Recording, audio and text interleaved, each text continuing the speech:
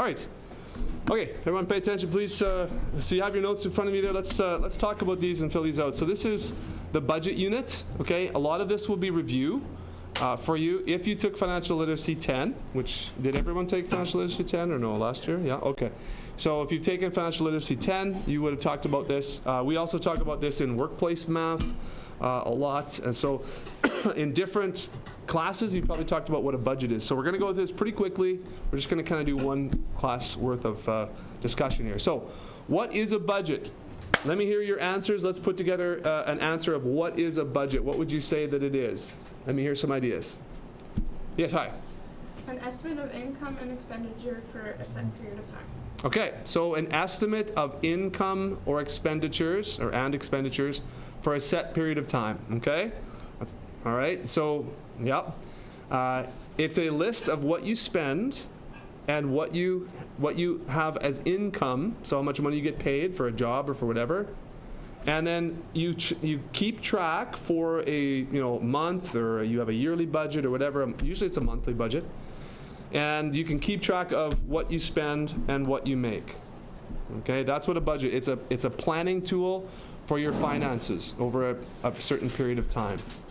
Okay, why would you say a budget is important? Why is it important to have a budget? Yeah. Can it be important because it helps you kind of like realize the amount of money you have? Yeah, it helps you realize the amount of money you have. Yeah. It also helps you realize what? Not how much, even just how much money you have, but how much money you make and spend, right? So usually budgets are very, very helpful because you don't really realize sometimes how much money you spend doing certain things.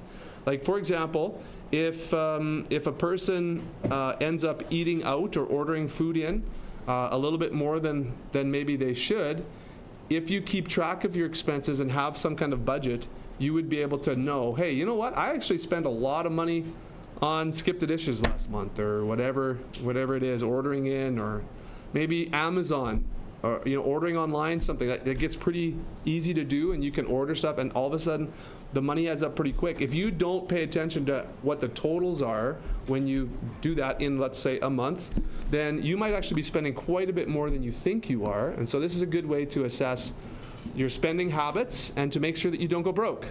Okay? What would you say is the general rule for a budget? What's the general rule for a budget? You should what? How could you finish that sentence? You should buy what you need. Okay. What else? You should, yeah. Like limit wants that are unnecessary. Okay, limit wants that are unnecessary. Okay. So like, don't spend too much money on things that aren't really important. Very good. So thank you, Gabe. Here you go, Gabe. You got this one here, bud. Yeah, so the other thing is, why is it important? You want to make sure that you don't spend more than you make. That's the biggest thing about the budget, right? Because if you have all these expenses, your car, your phone, your whatever, your clothes, the entertainment, the food you buy, how often you go out, all that stuff, but you only make $120 in your part-time job in a month because you're a student, and you're actually spending $250 in a month on average, then you got a big problem there, right? You are broke, is what you are, or you're going to go broke pretty quick. So you have to pay very close attention as to what you're making. Okay, so it's important that you don't go broke. Okay. What are examples of income and what are some examples of expenses? Examples of income first. Shout them out. Popcorn. What do we got? What's income? Yeah. Like the amount, like the money that you make back. Okay, the money that you make for a job or for some kind of work or gifts or whatever. Even birthday presents are income. Okay, anything else? Salary. Yeah, salary, like that's the payment for a job, right? Did you know the difference between salary and wage? You guys know that? Salary is generally what you make in a year. Wage is generally what you make in an hour. Yeah, the wage. Okay, so income, anything that you get, assets, usually it's money that you make on a job or that you get as a gift or something like that. Expenses are the things that you have to pay for, right? That's money going out of your account or money going out of your hand because you're paying for something, whether it's your phone or your car or your gas or What else? Clothes, entertainment, eating out. Mortgage. Okay, a mortgage, right? If you have a home, mortgage, surely. Rent, for a house or for whatever vehicle. Emergency expenses sometimes, right? Expenses for work. You have to buy new boots for work, or you have to buy a new pair of gloves for work or something. I don't know. So anything that you have to spend money on. Now, I'm not writing down the answers as we talk here, but hopefully you are jotting down in point form the answers to these questions. So I will make available or show you some of the answers for these questions at some point, but right now I want you to stay engaged and write your own answers out there, okay? All right, so number 5, why should you track home expenses before making a budget? So the suggestion is before you make a budget, you should track or keep track of your expenses before you make a budget. Now, why should you do that? What would be the reasoning behind that, do you think? Let's hear from somebody that hasn't spoken yet. Why should you spend some time tracking money? Okay, go ahead. Because you set your budget too high, and then you add on your home expenses, it can be more than you make and cause you to go into debt. Okay, so if you don't have an idea of what you normally spend or what you actually need to spend money on, you could set a budget or a plan that doesn't fit at all your lifestyle, right? If you just said, well, I'm going to spend $2,000 a month on entertainment, and I'm going to spend $50 a month on my rent. That's my budget. Okay, well, rent is like $1,000 a month. You can't plan to spend only 50, do you know what I mean? So you have to kind of like have an idea of what you normally do, and then you can micro adjust from there, because it might be too unreasonable. And like you say, what if you make a certain category like entertainment way too high? Then you're like, hey, I've only spent $1,000 on movies and popcorn and eating out. I could spend I got another $1,000 to go according to my budget. Woo! And then you're broke, right? Then you lose everything. Sad news. Okay, so yeah, you should track your expenses and then make a plan from there. Yeah, very good. Okay, why do some people fail to follow their budgets? What are some reasons, do you think? Hazel, what do you think? Why do some people fail to follow their plan? Like, they overspend. Okay, they overspend. Now, why might they overspend? Because they don't know what's important in their life. Okay, very good. They don't know what's important in their life. Maybe they haven't thought about how much money should go where and what the priorities are. Very good, priorities. What else? Or bad money habits. Okay, bad money habits, like what? What's an example? Like, like you just mentioned, not setting your priorities straight. Examples could include dresses or video games. Okay. Like you want to save you want to have a well-balanced budget for the future, and you want to set like a good money plan, a financial plan for yourself. But then you just see video games and get distracted. Okay. So maybe you don't have a lot of self-control. Yeah. Okay, let's say that. Maybe the priorities, but also even if you do have priorities, like you shouldn't spend $300 a month on video games. Yeah. But you do anyways, right? Yeah. So self-control, sure, right? You see something you want, you're like, oh, do I have money in my account? Let's see. Yeah, I do. Let's buy it. Okay, so you got to plan for a little bit. Sure. Anything else? Could things change, like their job changes or unexpected expenses? Maybe there's an emergency, maybe someone dies, maybe there's a wedding, so unexpected life events. That could be something, right? I have a monthly budget, but I also have a 25th anniversary coming up next month, which we're going away. My wife and I are going to go away for a few days. So that's not a typical monthly plan, right? We don't go away for a 25th anniversary every month. It's like once a lifetime, right? So that's a reason why you might not follow your budget. You have a special occasion or something comes up, okay? So those are all very good, yeah. Okay, what does this mean? What is living beyond your means? What does that actually mean? And is it a good thing or a bad thing? Does anyone know what living beyond your means mean? And don't just look it up on Google right now, please. Does anyone have an idea? Let's just I want to know what you know, okay? Yeah? You're spending more than you make. Okay, living beyond your means spending more than you make. Will you guys agree with that, or would you disagree with that? Okay, that's a very good answer to that definition for that. So beyond means over and above, right? Your means, that is your ability to support. Okay, your means, that like your income or your ability to support. So if you're living above your ability to support your lifestyle, that's what this means. Okay, you're living beyond your means. That means you're spending too much on entertainment and eating out and what else? I don't know. Video games, right? Okay. So you're spending more than you make, and so it's a bad thing, right? To live beyond your means. It's not like an inspirational thing. I'm going to live beyond my means. No, it's a bad thing. It means you're spending more than you make. Okay? And why? Because you don't want to go broke, right? This is the lesson. This is the phrase of the day. You don't want to go broke. Okay? Going broke means you end up with no money because you spend it all. Any other thoughts on that question? What do you think, here's a follow-up question, what do you think would be the biggest hazard for falling into this living beyond your means? What do you think? Like, what is it that might put you over the edge that would tempt someone to live beyond their means? Yeah. Jacob? Like things like lots of like credit. Like a large, is it a cap on your credit card? Okay. How much you spending cap? Credit. Okay. Yes, that's very, very good answer. Yes. If you have a high spending limit on your credit card, now most of you as students probably will not, okay? But if you do have a higher spending limit on your credit card, it's pretty easy to keep spending before the card says, boop, beep, stop it, okay? Yeah, that's totally true. That's a temptation to keep using a credit card or to use credit. Because when you get credit for something, you pay it back later, right? That's the whole point of credit. And you can get into a trap of saying that you'll pay this back but not be able to. Mm-hmm. Jealousy, because like if you look at like if you, for example,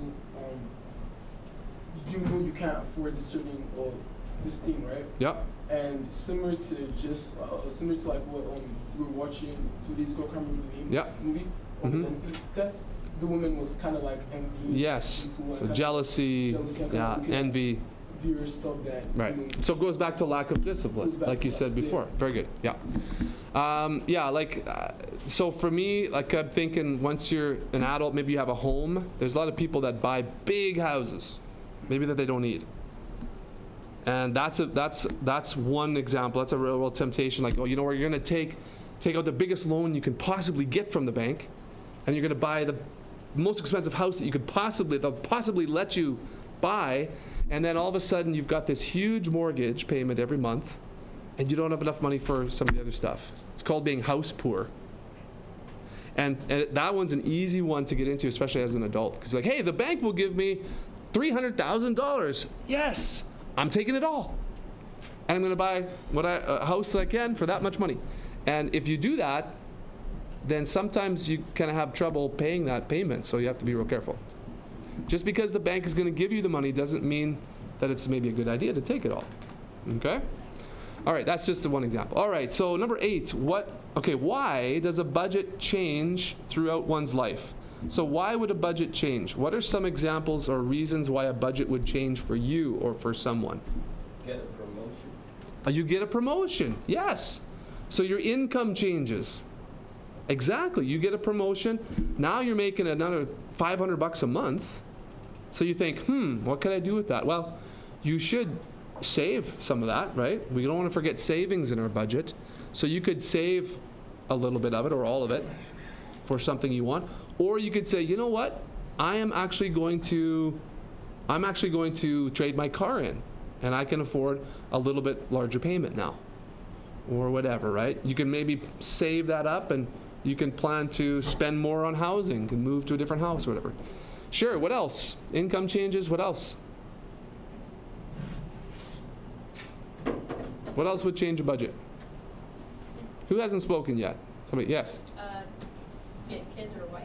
Right, you get married, or your relationships change, you get married, and maybe you have to buy a bigger house, maybe you have more expenses. Yeah, so your expenses change, life changes. So you said get married or have kids if you're married, whatever. What about if you go to school, or if you lose your job, or if you get a promotion like we said, or there's a wedding you have to travel to now, or you really want to go travel Europe or something in a year, and so you're starting to save up, or now you're changing what you spend so you can save more, or whatever it is.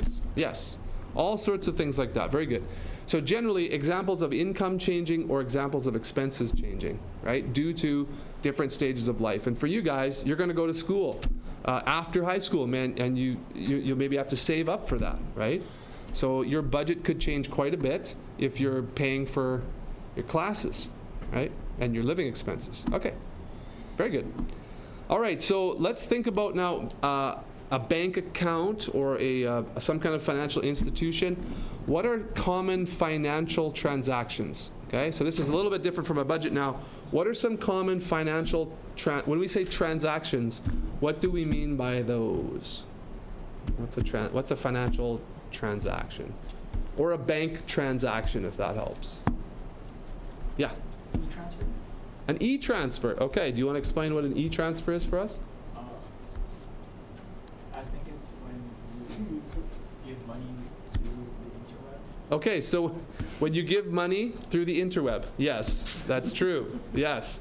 So it's not cash exchanging hand to hand. It's not like a check that you write, which I don't know if anybody does that anymore, right? Yeah, some people do, but you guys probably, what's a check? Okay, we'll learn about checks.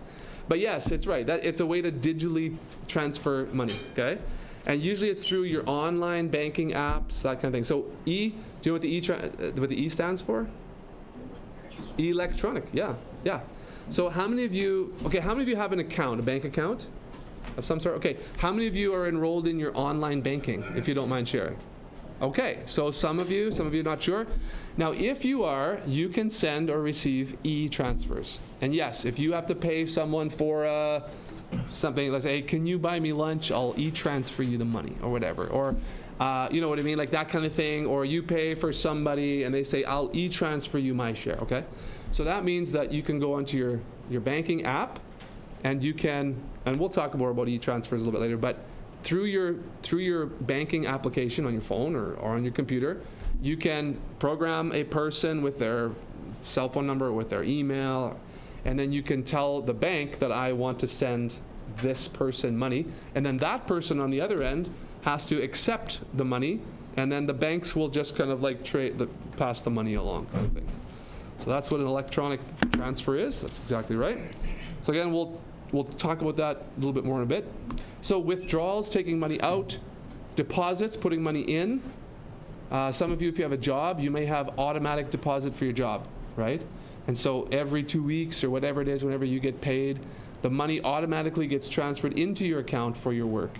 That may be something that you guys have set up. A lot of times you'll have a check, your employer may give you a check, and you have to deposit that into your account. Okay?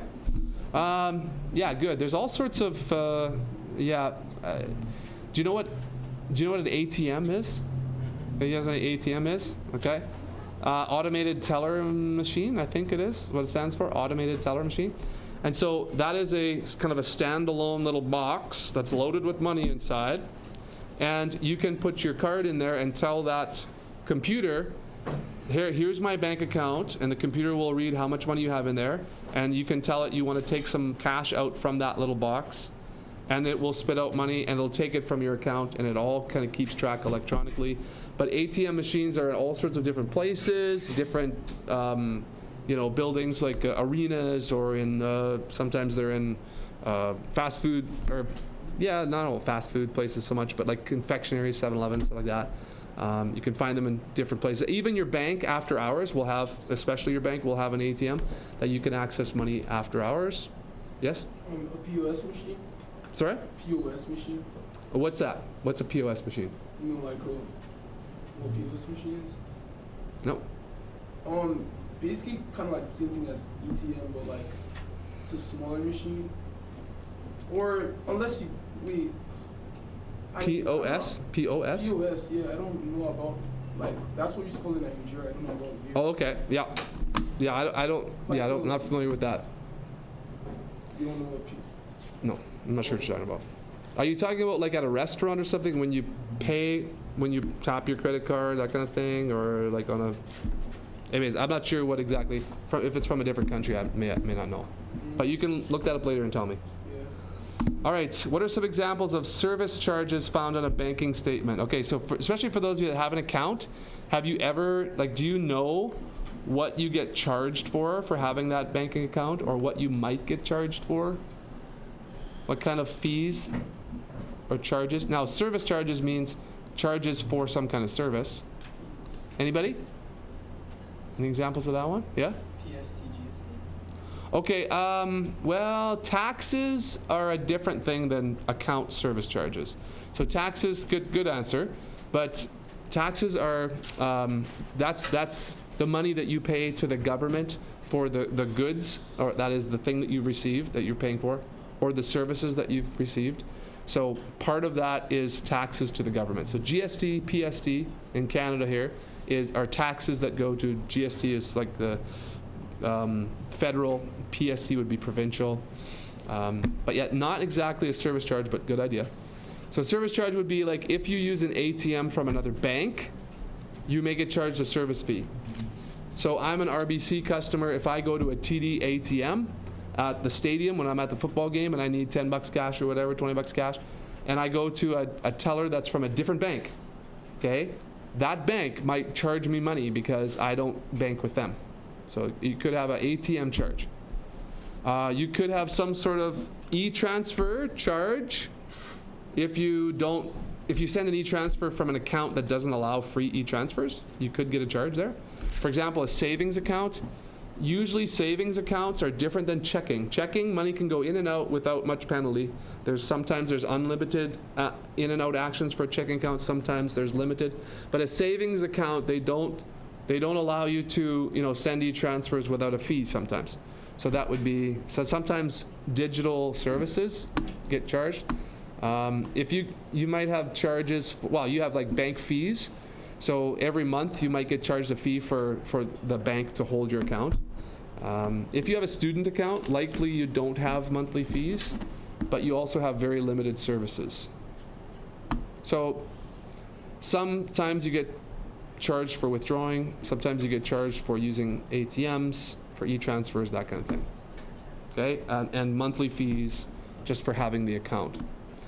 All right, how does e-transfer work for both payer and payee? Does anyone know how an e-transfer actually works? Like what you have to do, what are the steps, what happens with an e-transfer? Anyone want to tell us a little bit about that? Hi. Oh, kind of off topic from the question. I'm just showing you what I mean. Okay, no, okay, so not now, no. So we'll do that later, right? So you could look that up, I said you could look that up later, okay? Not now, but we can talk about that later, okay? So again, with the Chromebooks, if you're gonna use a Chromebook, you only for taking notes or doing something like that, don't look up other stuff, okay? Even if it's related, I don't want you worried about that right now. We'll just focus on that goes for everybody, okay? I know it's very tempting to just look up all this stuff and look up all the pictures related to it. Well, it's not really the time for it. We can do that at another time. All right, back to the question. How does e-transfer work for the payer and the payee? The person that's sending and the person that's receiving. What do you guys know about it? We talked a little bit about it. I actually gave you some of the answers for the payer. Sorry? Payer send money back from email to the person and set a security question. Okay. Yeah, security question. Sorry, did I interrupt you? Go ahead. Okay, thank you. So again, through the online banking, whether it's a computer or an app on your phone, you first of all have to tell the app or tell your bank who it is that you want to send it to. So for the payer, you have to tell your bank or input a payer, or a payee, sorry, someone that you're paying. So you have to give them information. Usually you have to state their name or some kind of nickname. You'll also have to program either their cell phone number or their email. And once you've got that programmed into your banking app, then you can click Send e-transfer. You can select them, and then you tell the bank how much you want to send them. And sometimes there's a password or a code that you have to include. Now that code will have to be a code that is known by the person that needs to accept the money. Okay? And if you have automatic deposit, which some of you might have, then you don't need a code. But normally, you would, on the phone or by some other way, you would say to the person, okay, so the security question that I'm going to say is, what city do you live in? And you're going to answer this city, right? Like Calgary, if that's where you guys are, okay? Or San Antonio or whatever. So that's a good one. Right? If they're a family, if they know your family well, you can say, what is grandma's first name? Okay, what's our grandma's first name? Something like that. And so they would just type in the password or the code, and then the money would be transferred, because then the bank knows that this is the right person. You know what I'm saying? So if you have automatic deposit on your checking account, then you don't have to go through the password process. So if I send a e-transfer to someone that has automatic deposit, then it just goes in like that, and they don't have to worry about doing anything. It just goes into their account. Now the payee, so the payee is the person that's getting paid. Again, you will either have to type in the code to accept your transfer, or if you have automatic deposit, then it will just show up in your bank account. Yeah, and you might get an email. Saying this was deposited. So usually the code or the password that's agreed upon between the two people, that's usually the big thing. All right, do you know if you can stop an e-transfer? Yes. Yeah, usually you can. If it's been accepted, you can't. But if it's not been accepted yet, you can stop an e-transfer. If they have automatic deposit, you're pretty much hooped. It goes straight in, and then you don't really have much to do. They have to willingly give it back to you. And again, your bank, your situation may be a little bit different, but generally yes. But if it's been accepted by the other person, then not really. All right. A couple more questions. Let's see. Yeah, a couple more questions here. So 13, why is it important to monitor your financial transaction statements for accuracy? So if you have a banking account, a checking or savings, then you will get a statement every month. And it'll show you what's in there, it'll show you what you've spent money on, and so on. It'll give you all the details of your account, your fees, and everything like that.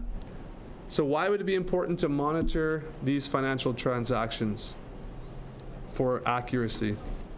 Yep. Just so you can make sure that it's you spending it. Ah. Or, yeah. We just came through the fraud unit, didn't we? So you want to make sure that someone else isn't buying things on your account and it's not you, right? And so sometimes people do fraudulent things. Sometimes the bank makes mistakes, but mostly the fraudulent stuff, right? Also, if you want to check to see if you got paid accurately, or if you want to check to see if an automatic payment, which you can set up automatic payments. I have lots of automatic payments for the water and the electricity and the taxes and all this sort of stuff, mortgage and blah, blah, blah. So I have a bunch of money that comes in and a bunch of money that goes out, like overnight. So you want to try to make sure that everything is being automatically done accurately, because you can really miss that. You can go months and months without knowing that someone is taking money from your account without your authorization, or that you didn't know about. So you should check, because there's so many digital things that go in and out of accounts nowadays. Good idea to make sure there's no fraud or there's no error. Okay? All right, 2 more questions. The last one will actually, these 2 you're going to do on your own. So you have about 8 minutes of class left. So with your Chromebooks, go ahead, crack open your Chromebooks. I want you to answer these 2 questions on your own, doing your own research. And if you would like to look up, now is the time where you can look up answers to any of the other questions, or if there are some things we talked about that you weren't quite sure of, now you can look those things up, okay? So please do the last 2 questions on your notes, and then we're going to be finished here pretty quick. And we will be moving on to something different tomorrow. Okay, any questions? All right, let me know if after you try to do these last 2 questions here, if you have any questions for me.